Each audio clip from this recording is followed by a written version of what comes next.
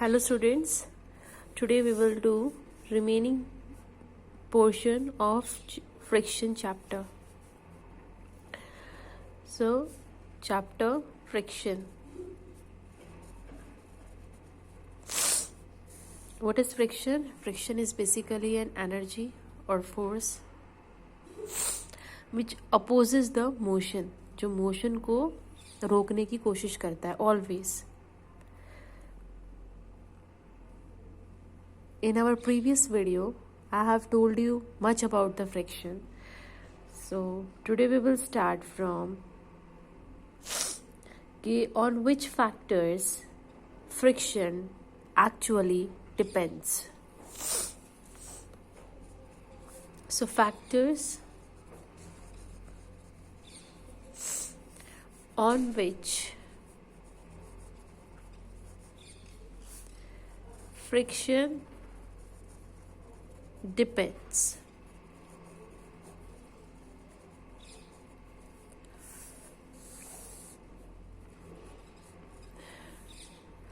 Friction जो है किन फैक्टर्स पे जो है डिपेंड करता है.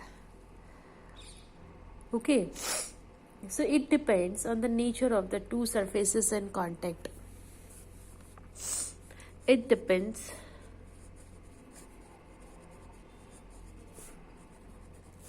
on the nature of the two surfaces.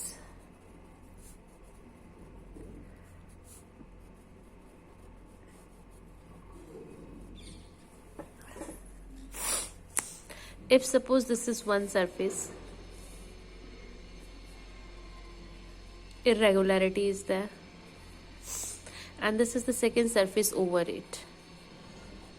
Second object surface over it.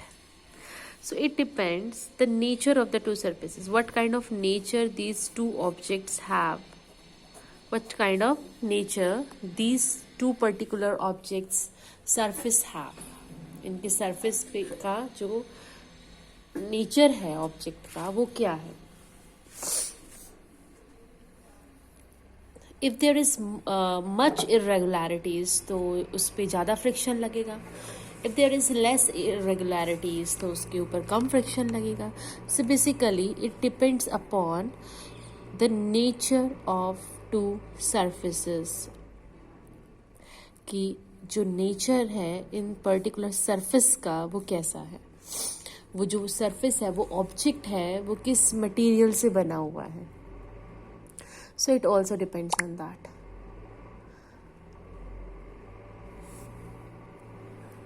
Now, second factor on which the friction depends. Friction force depends upon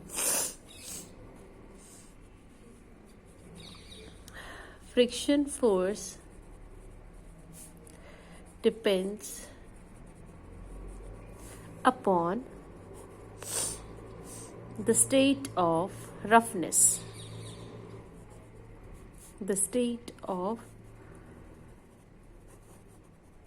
roughness of two surfaces.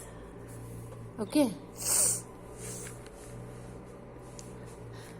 As I have also told you earlier, कि जो surface है उसके ऊपर कितनी roughness है.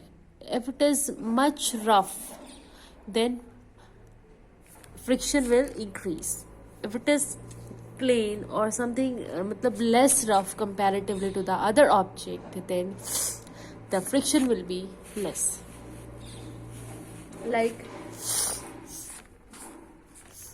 if you move in a garden area where you will find soil particles or the grasses, then there what you feel over there when you move by your barefoot, आप नंगे पाँव चलते हो जब, how you feel much friction, right? There are less probability कि आप गिरते हो, है ना, बहुत कम probability है कि आप गिरते हो. But in case if there is a slide area like जहाँ पर आप पार्क में जब आप स्लाइड करते हो बेसिकली, वो सरफेस क्या होता है, पॉलिश्ड होता है, हाईली पॉलिश्ड होता है, यानी कि उसके अंदर रफनेस बहुत कम होती है, इरेगुलरिटीज़ बहुत ही ज़्यादा कम होती है। सो इसकी वजह से क्या होगा, उसके अंदर फ्रिक्शन के चांसेस जो है कम हो जाते हैं। क्यों? Because of the less roughness. Okay, so these two factors are there. The first one is the nature of the two surfaces of the object, and the second one is the state of roughness. What kind of roughness it actually have. If it is, there is less roughness, then less friction will be there. If it is high roughly surface is there, then it have high, or the you can say a large friction. Okay, now we will study some friction advantage as well as friction advantages and disadvantages.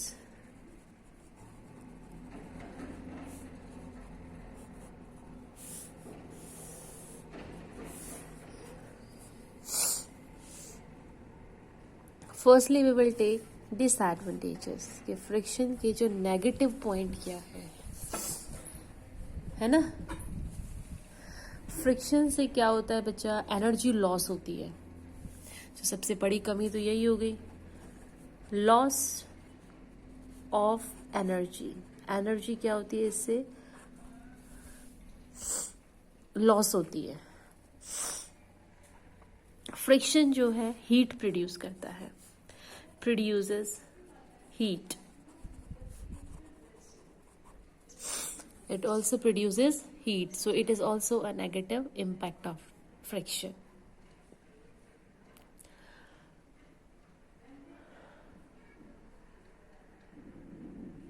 Okay,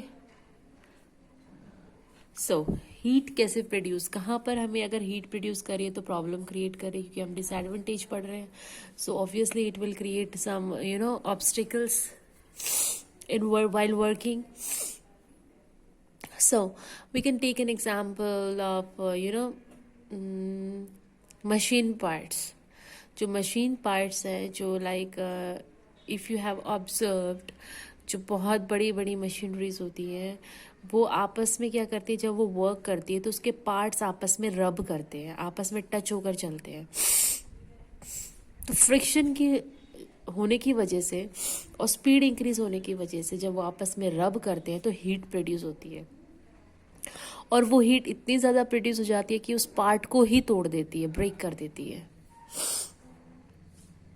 okay, तो यहाँ पर ये हमारे लिए friction जो है एक negative part है। ओके, सेकेंडली आप अपने शूज़ के सोल में और आपके जो बाथरूम स्लीपर्स होती हैं, इसके सोल के नीचे आप चेक करो, वहाँ पर जो है कट्स होंगे, तो वो क्या होता है, फ्रिक्शन के लिए होते हैं, ताकि आप बहुत इजीली चल पाओ। बट फ्लोर की रफनेस की वजह से जब आप मूव करते हो तो थोड़े दिन के बाद आपकी जो स्लीपर्स हैं, आपकी जो चप्पलें हैं और जो आपकी शूज़ हैं, वो स्लिपरी हो जाते हैं, और आपको जो है फिर वो चेंज करना पड़ते हैं। क्यों? क्योंकि उसमें आपके गिरने के चांसेस हो गए, आप स्लिप कर सकते हो। क्यों? Because of the friction. Friction ने आपकी जो सोल है, सरफेस की जो सोल है, उसको क्या कर दिया, रिड्यूस कर दिया, वहाँ पर रफनेस को कम कर दिया, और यहाँ पर जो है फ्रिक्शन प्ले कर रहा है एक negative role. So here friction is playing a role in a negative way. अब आप बोलोगे कि मैम हीट कैसे, एक एग्जाम्पल हम इसका ले सकते हैं। Yes, you can take an example कि हीट कैसे प्रोड्यूस होती है। आप अपने पाम्स लो, अपने हाथों को आपस में रब करो और बहुत स्पीडली रब करो, तो हाथ जो है वो आप ऑपोजिट डायरेक्शन में जब आप लेकर जाओगे, एक को अपर डायरेक्शन में, एक को लोअर डायरेक्शन में, और आप जब अपने हाथों को मूवमेंट प्रोवाइड कराओगे, तब आपके हाथ जो है ऑटोमेटिकली गर्म होने लगते हैं। तो वो गर्म कैसे हो गए, फ्रिक्शन की वजह से। जो आपके हाथों में, पाम्स में ये जो इरेगुलरिटीज़ है, ये आपस में टच हुई और ऑपोजिट डायरेक्शन में मूव की, तो इससे फ्रिक्शन फोर्स प्रोड्यूस हो गया और आपके हाथों में हीट प्रोड्यूस हो गई। जैसे आपके हाथों में हीट प्रोड्यूस हुई है, सिमिलरली कभी भी दो सरफेस आपस में जब ऐसे मूव करते हैं तो ऑब्वियसली उनके अंदर हीट प्रोड्यूस होती है। क्लियर? और इसके नेगेटिव पॉइंट्स मैक्सिमम तो यही होते हैं कि आपकी मशीनरी है वहाँ पर प्रॉब्लम क्रिएट करते हैं। और आपने देखा होगा जब आप साइकिल चलाते हो, तो फिर बहुत बार क्या होता है, पैडल्स बहुत हार्डली लगने लग जाते हैं। क्यों? क्योंकि उस पार्ट में जो है फ्रिक्शन, जो आपके पैडल्स हैं मे बी वहाँ पर, या आपकी जो चेन है साइकिल की वहाँ पर रफनेस ज़्यादा हो गई है। तो रफनेस की वजह से friction force produces and that force opposes your motion, वो आपके मोशन को अपोज करती है। सो इसके वजह से आपकी बॉडी की एनर्जी जो है वेस्ट होती है। जहाँ पर आप स्मूथली चल सकते थे वहाँ पर अब आपको ज़्यादा मस्कुलर एनर्जी लगाने की ज़रूरत पड़ रही है। So this is also a negative impact of the friction. Clear everyone? Now we will discuss some advantages of the friction. So advantages तो बेटा बहुत ही ज़्यादा है। फ्रिक्शन हमें चाहिए ही चाहिए वाइल वॉकिंग। अगर फ्रिक्शन ना हो तो वी कैनॉट वॉक, हम चल ही नहीं सकते। आपने देखा होगा जो आपकी स्लाइड्स होती है, वाटर स्लाइड्स होती हैं, आप वाटर स्लाइड्स के ऊपर अगर ऊपर की तरफ चढ़ना स्टार्ट करोगे तो आप चढ़ ही नहीं सकते हो। क्यों? क्योंकि वाटर ने जो है वैसे ही फ्रिक्शन को, एक तो पहले से ही वो बहुत स्लाइड थी, प्लेन था, तो रफनेस तो है नहीं उस सरफेस के ऊपर, फिर ऊपर से वाटर भी चला दिया है, तो बिल्कुल ही फ्रिक्शन जो है कम हो गया है। अब फ्रिक्शन कम हो गया है तो आप इसके ऊपर चढ़ने में, आप it's just like an impossible, आप चढ़ ही नहीं सकते हो bare foots. So here it plays again a disadvantages. So friction अगर होगा तभी आप वॉक कर सकते हो, राइट और नॉट? आपके शूज़ में जो सोल्स होती है उसके नीचे जो कट्स होते हैं वो बेसिकली रफनेस प्रोवाइड कराई जा रही है ताकि फ्रिक्शन हो और आप चल सको। While I am writing on this piece of paper, I'm able to write only because of the friction. There is a friction between this paper and the tip of this pen. इस वजह से जो है मैं इसके ऊपर लिख पा रही हूँ, अदरवाइज मैं इसके ऊपर नहीं लिख सकती। जैसे तो एक पॉलीथिन, अगर आप ट्रांसपेरेंट जो है पॉलीथिन ले लो, उसके ऊपर लिखने की कोशिश करो तो क्या होता है, बहुत मुश्किल होता है लिखना। वो इतना प्लेन होता है कि उसके अंदर इरेगुलरिटीज होती ही नहीं है, फ्रिक्शन नहीं होता है, तो हम उसके ऊपर लिख नहीं पाते हैं। क्लियर? फ्रिक्शन होगा तभी we can right, we can walk, we can dance. Tyres, आपके व्हीकल्स के टायर्स में आपने देखा होगा सोल जो होती है रबर की, उसके ऊपर क्रॉसेस होते हैं, है ना? सो वो भी क्या प्रोवाइड करा रहा है आपको, एक फ्रिक्शन प्रोवाइड करा रहा है। बाकी आपकी कार जो है अगर आप ब्रेक लगाओगे तो स्लिप नहीं होगी बिल्कुल भी, वो वहीं की वहीं रुक जाएगी because of the frictional force. So here also friction force is playing an advantage role in your life. You must have noticed the pens having grips over it. ऐसे पेन्स होते हैं जिसके ऊपर ग्रिप्स होती हैं, है ना, रबर की ग्रिप्स होती हैं। तो वो किस लिए होती हैं? ताकि आपके पेन जो है हाथ से स्लिप ना हो। बहुत अच्छी हैंड राइटिंग आपकी है। So here is that grip of the pen is also playing a role of the friction. So friction is having maximum advantages and disadvantages. So there is a homework for you in your daily life today.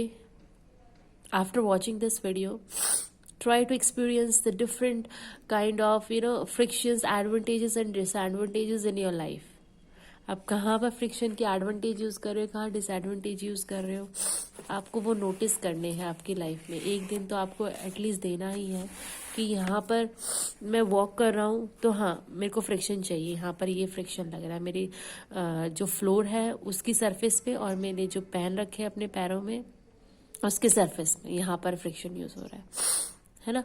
जब तो आपको आपकी life में जो आज जो भी आप रूटीन करोगे उसके अंदर आपको देखना है, चेक करना है अपने सराउंडिंग्स में कि कहाँ पर friction is playing a positive role and where the friction is playing a negative role.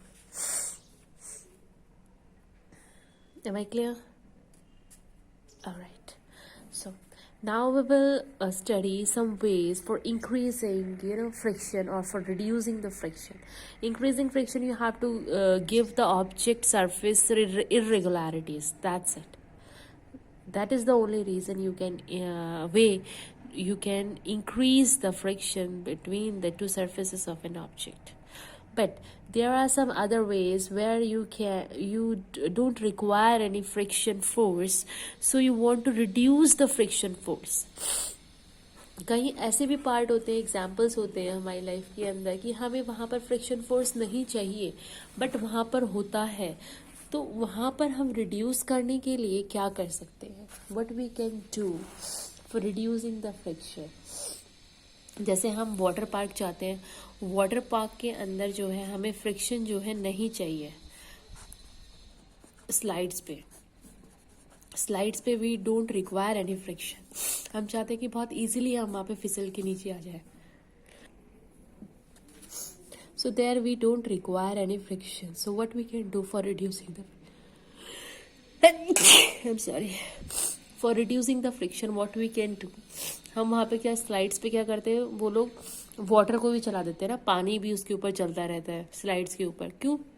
Water क्या कर रहा है, अगर लेट्स से ये आपका सरफेस है स्लोप का और उसके ऊपर अगर हल्की फुल्की भी कहीं जो है इरेगुलरिटीज आ गई है तो वो फ्रिक्शन प्रोवाइड कराएगा आपकी बॉडी के साथ टच होके.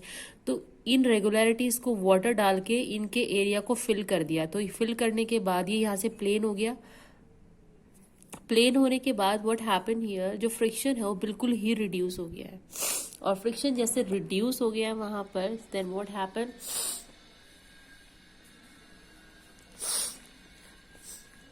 और ये this we want, this what actually we want to reduce the friction, right. और हम फ्रिक्शन कैसे कम कर सकते हैं, रिड्यूस कर सकते हैं, ऑयल डाल के, लुब्रिकेंट्स. अगर हम ऑयली सब्सटेंस या लुब्रिकेंट्स डाल देते हैं तो क्या होगा, फ्रिक्शन फोर्स जो है वो रिड्यूस हो जाता है, कम हो जाता है ना. जैसे तो आपके कोई नट्स आप निकाल रहे हो कहीं से, नट एंड स्क्रू आप निकाल रहे हो, पेच वगैरह आप निकाल रहे हो और वो नहीं निकल रहा है. क्यों? क्योंकि उस पर फ्रिक्शन लग गया है. फ्रिक्शन फोर्स की वजह से वो नहीं निकल रहा है. आपकी जो मशीन के पार्ट है, स्यूइंग मशीन होती है, कपड़े सिलने वाली मशीन, आपने देखा होगा कि उसके पार्ट्स में ऑयल डालते हैं कहीं कहीं. तो हम क्या चाह रहे हैं, हम बेसिकली वहाँ पर कि हमारे जो मशीन पार्ट्स हैं वो स्मूथली मूव करें, आसानी से मूव करें, उनके अंदर फ्रिक्शन कम लगे. तो हमने ऑयल डाल दिया, ऑयल ने यहाँ पर क्या किया, फ्रिक्शन को रिड्यूस कर दिया. आप बाइक्स में डालते हो, बाइसिकल्स में डालते हैं, हम बहुत सी प्लेसेस में ऑयल डालते हैं, लुब्रिकेंट्स डालते हैं. तो बेसिकली हम क्या कर रहे हैं, फ्रिक्शन को रिड्यूस कर रहे हैं वहाँ पर. Okay, so these are the ways by which we can reduce the friction by using lubricants और बाय पॉलिशिंग द सरफेस. अगर हम सरफेस को प्लेन कर दें, यानी कि इरेगुलरिटीज को ही कम कर दें, तो ऑब्वियसली क्योंकि इरेगुलरिटी से ही तो फ्रिक्शन फोर्स प्रोड्यूस होता है, डेवलप होता है वहाँ पर. और अगर हम इरेगुलरिटी को हटा के प्लेन पॉलिश कर दें सरफेस को, देन व्हाट हैपन, ऑब्वियसली जो हमारा फ्रिक्शन है कम हो जाएगा. So this is also a method for reducing the friction.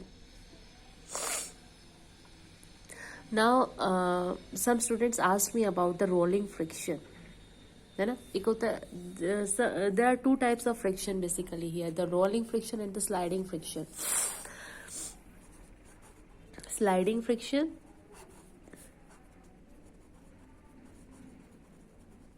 and rolling friction. These 2 points were also left, so I am going to discuss these 2 points also.